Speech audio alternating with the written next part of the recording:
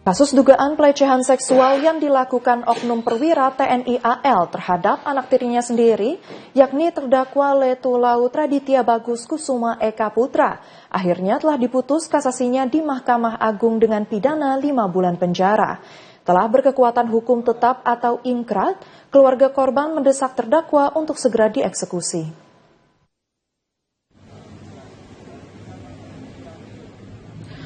Tanya di ruang digital atau ruang maya, kasus kekerasan seksual saat ini jadi atensi serius berbagai pihak. Di ruang publik bahkan di lingkungan terdekat keluarga, kasus kekerasan seksual ini rawan terjadi.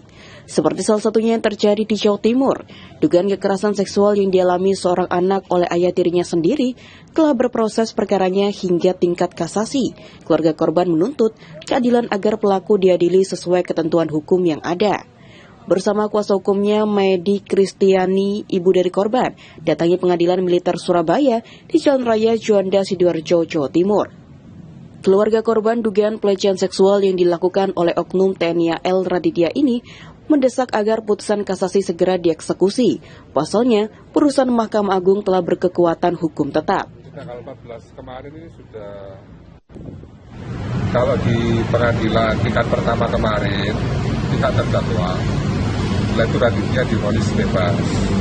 Namun dari pihak auditor keberatan dan mengajukan upaya hukum kasasi.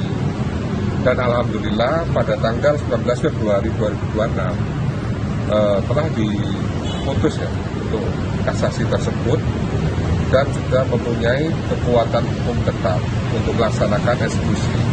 Yang dimana pada intinya dari pihak terdakwa Letu Raditya ini dijatuhi hukuman pidana kurungan selama 5 bulan untuk melakukan kekerasan seksual terhadap anak dirinya.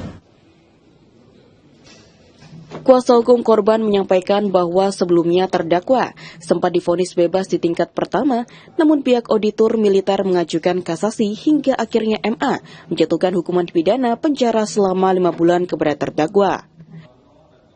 Harapan saya itu untuk pelaku-pelaku kasus kekerasan seksual, apalagi ini oknum TNI yang harusnya melindungi masyarakat, bukannya melakukan kekerasan seksual, gitu kan. Harapan saya ya diberikan hukuman yang setimpal gitu, hukumannya sesuai. Termasuk juga salah satunya ini kan oknum ini kan juga salah satu profesinya juga selain TNI juga dokter.